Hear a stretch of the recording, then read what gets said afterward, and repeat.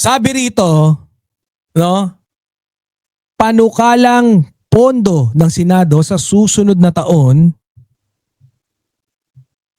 Ito, panukalang pondo ng Senado sa susunod na taon bumaba ng halos kalahati. Ayun, palakpakan tayo dyan. Isang magandang balita yan. Total, wala namang ay silbi dyan. Hindi, no?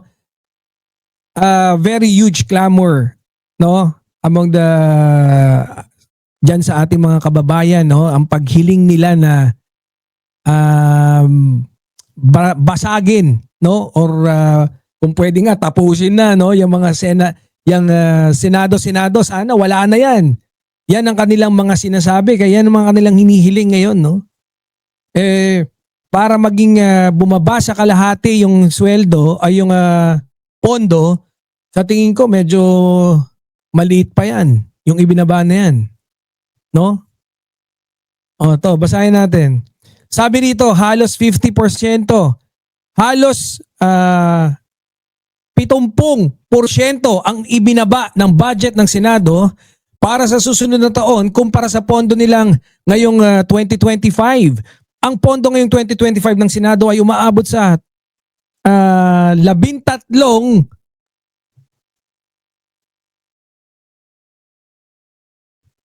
point siyam at tatlo bilang habang 13.93 billion habang para sa susunod na taon ay ipinanukala ito sa 7.52 billion. Sa pagtalakay sa panukalang pondo sa Senado, sinabi ni Senate Secretary Renato Bantug Jr. na ang original na hiniling ng Senado na pondo para sa susunod na taon ay 9.67 billion, subalit binawasan ito ng DBM ng 2.1 billion. Tiniyak naman ni Senate Committee on Finance Chairman Sherwin Gatchalian na walang maapektuhang programa sa pagbaba ng pondo ng Senado. Ipinalawanag ng Senador na malaki ang binaba ng budget ng Senado dahil wala ng alokasyon para sa pinapatayong new Senate building sa Taguig. Patay! Gusto na nilang tumakas dyan, takasan niyang ano na yan. Alam ko may issue yan eh. Anyways, yan nga no. Etong pagdating no sa pagsasabi no na etong statement na to na ibinaba ng kalahati. Wala naman din ako masyadong magandang sasabihin dito. Wala rin ako magandang maiko-comment no dahil para sa akin din talaga no, yang Senado bukod sa nakakagulo lang. Sa totoo lang. Hindi kasi ako kumbinsido na ako eh na yang Senado medyo ko ano eh. Sa tingin ko nagiging ugat pa ng ano eh. Nagiging ugat pa ng korupsyon. Yang Senate. 'Di ba? Pagka malaki yung budget, biruin mo yang ilan yung ano, magkano yung naging budget diyan para diyan sa Senate, bagong Senate building na 'yan. I think merong issue 'yan eh, 'di ba? Merong issue 'yan I think sila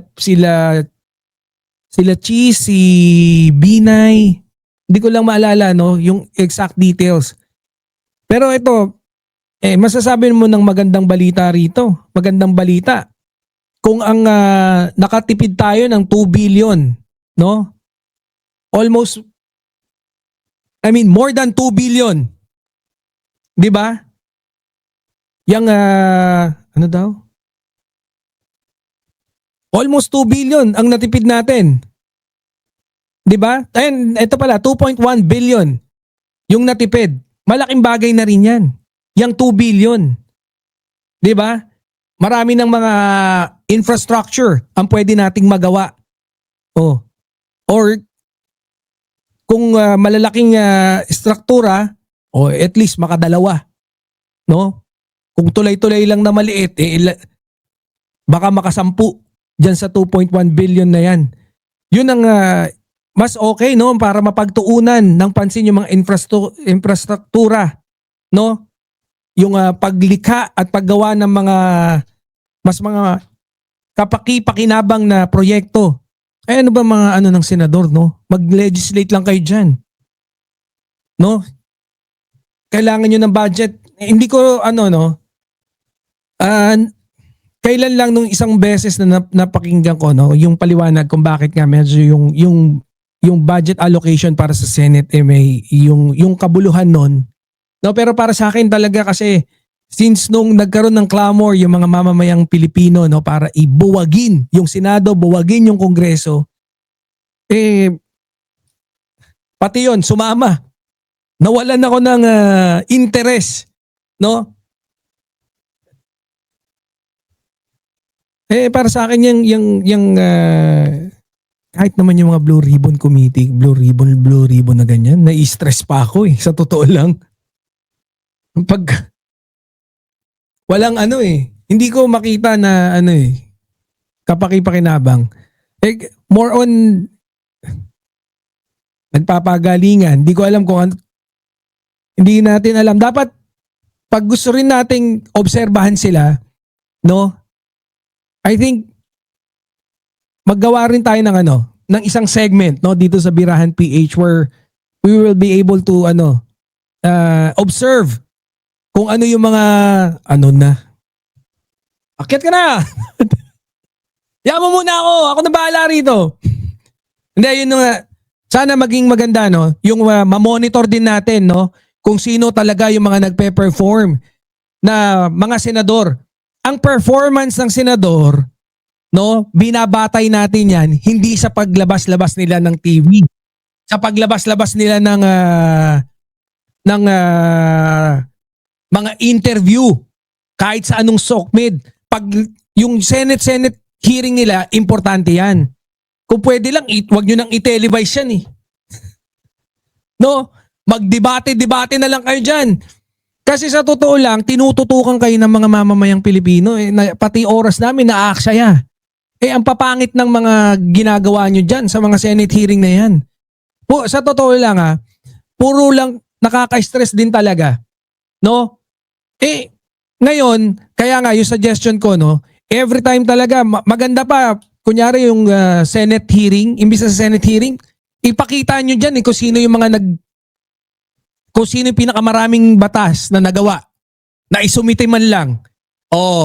2025, top 1. Hindi si Tol top 1 yun 2025, 20th Congress, top senator.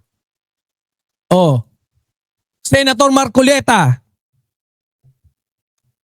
388 na batas ang ipinasa. 400 ang na-approve. Kasi nungalingan na kagad. Hindi, maganda nga kung yun na lang ipapalabas. Tapos ngayon, babanggitin lahat ng mga batas na talagang mas kapaki-pakinabang. Biruin mo, no? Pagdating ng eleksyon, saka pa natin nalalaman kung ano yung mga batas na isinumuti nila. Bakit? Dahil nabobombard na tayo ng mga kabulastugan yung mga Senate hearing na yan. Sa totoo lang, tatakbo yung buhay natin kahit walang Senate hearing na yan. Kaso, maratis din tayo. Kayo dyan, sa baba, marites. Syempre, kami marites din. Ang daming si Reza Force. Noteworthy na banggitin. Shoutout si Reza Force. Puntahan kayo rito. Idol tong mga si Reza Force sa suporta. So, yun nga sa akin, good news yan. Nakasave tayo ng 2.1 billion. Other than that, wala nang ibang good news dyan. Wala kaming pakialam kung nagsakripisyo kayo ng pondo nyo or kung ano man. Gumawa kayo ng batas at sana yung kabawasan ng kalahati sa nakaraang taon na inyong naging pondo, sana wag yan maging dahilan para hindi kayo lalo mag-perform. Sa akin, nag-perform si Senator Risa Ontiveros, pero syempre, andun pa rin tayo so more on critic, pagiging critic.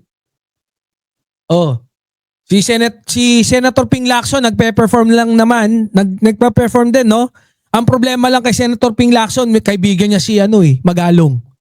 So, Ano na yan? 50% na hinatak ka pababa ni Magalong. Hindi, ako totoo lang, wala akong tiwala na kay Senator Ping Lacson. Sa totoo lang, no? Lagot talaga kayo rito sa Birahan PH. Mabibira kayo kahit pag konting pangit yung performance nyo, dali kayo. Ha? Salamat dyan sa mga Cereza Force ha. Napakalakas, Boss Joel ha. Thank you very much. Oh. Pangit naman kung nagdadaldal ako dito tas walang Cereza Force. Sinong kausap ko noon? Mukha akong loko-loko, di ba? Thank you, thank you. Saludo sa ating Cereza Force.